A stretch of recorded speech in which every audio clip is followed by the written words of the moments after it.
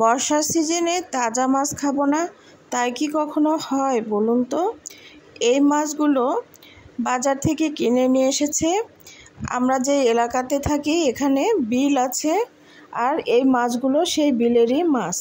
আর এই তাজা মাছগুলো দিয়ে আজকে আপনাদের একটি রেসিপি দেখাবো। চলুন তাহলে রান্না করতে চলে যাই। প্রথমে আমি কড়াইয়ের মধ্যে তেল দিয়ে নিয়েছি, আর রান্না করতে যতগুলো মাছ রান্না করব নিয়েছি। এখন আমি তেলের মধ্যে পেঁয়াজ দিয়ে দিব আধা কাপের মতো। ছোট মাছ রান্না করলে সাধারণত একটু পেঁয়াজ বেশি দিলে খেতে কিন্তু ভালো লাগে। তো পেঁয়াজগুলোকে এখন নেড়েচেড়ে আমি একটু লাল লাল করে ভেজে নেব। তেলের মধ্যে এইভাবে পেঁয়াজগুলোকে নেড়েচেড়ে কিছু সময় ধরে একটু ভেজে নিতে হবে। পেঁয়াজগুলো যখন একটু লাল লাল আকার ধারণ করবে তখন আমি এখানে পেঁয়াজগুলোকে আরেকটু নেড়েচেড়ে মশলা দিয়ে দিব।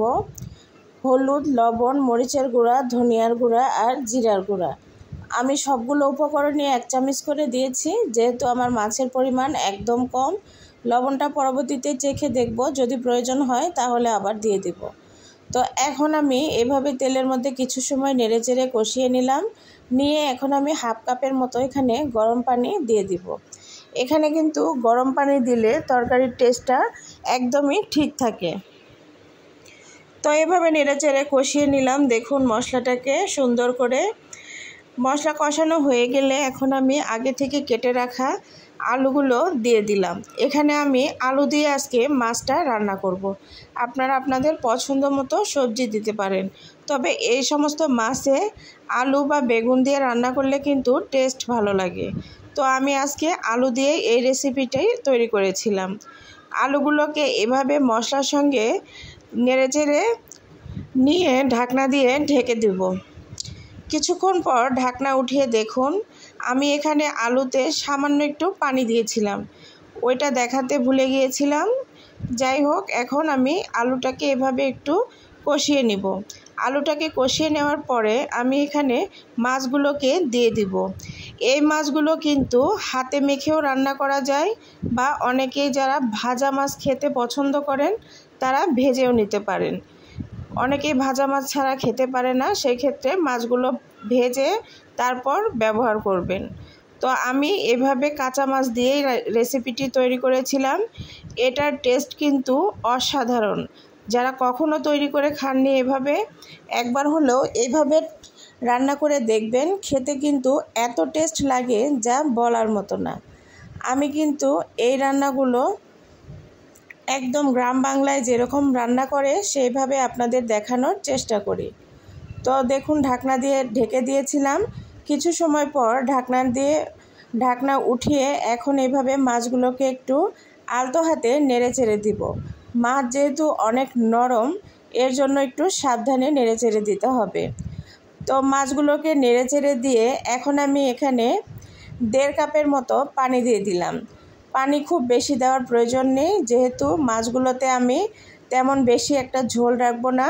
এর জন্য 1.5 কাপের মতো এখানে পানি দিয়েছি। পানিটাকে এখন এভাবে চামচের সাহায্যে নেড়েচেড়ে দিতে হবে চতুর্পাশে।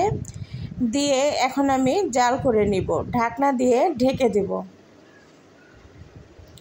ঢাকনা দিয়ে কিছু সময় জাল করে নিয়েছি। দেখুন সুন্দর বলক চলে এসেছে। এখন আমি মাছটাকে এইভাবে আরও 10 মিনিট রান্না করে নেব মিডিয়াম আঁচে। এই মাছের তরকারি যদি থাকে আপনার কিন্তু আর অন্যান্য কোনো তরকারির প্রয়োজনই পড়বে না। এই মাছগুলো তাজা মাছ রান্না করে খেতে এত যে টেস্ট হয় যা বলার মতো না। অনেকেই হয়তো এভাবে খান না, তবে খেয়ে দেখতে পারেন। আমি এখানে কিছুটা কাঁচামরিচ ফালি করে দিয়ে দিলাম, আর নামানোর কিছুক্ষণ আগে এখানে ভাজা জিরার গুঁড়া দিয়ে দিলাম। ভাজা জিরার গুঁড়াটা অপশনাল, কেউ চাইলে দিতেও পারেন, কেউ না চাইলেও নাও দিতে পারেন। এখন আমি এভাবে নেড়েচেড়ে আরেকটু ঝোলটাকে শুকিয়ে চুলাটাকে বন্ধ করে দিব। মাছটা আমার প্রায় হয়ে এসেছে। দেখুন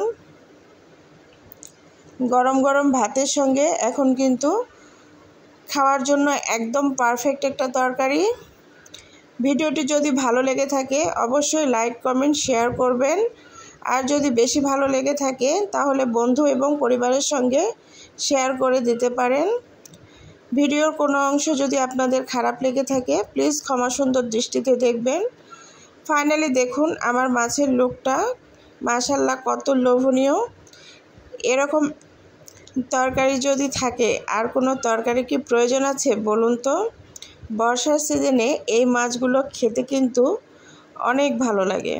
যাই হোক, ভালো থাকবেন, আমার জন্য দোয়া করবেন। আল্লাহ হাফেজ।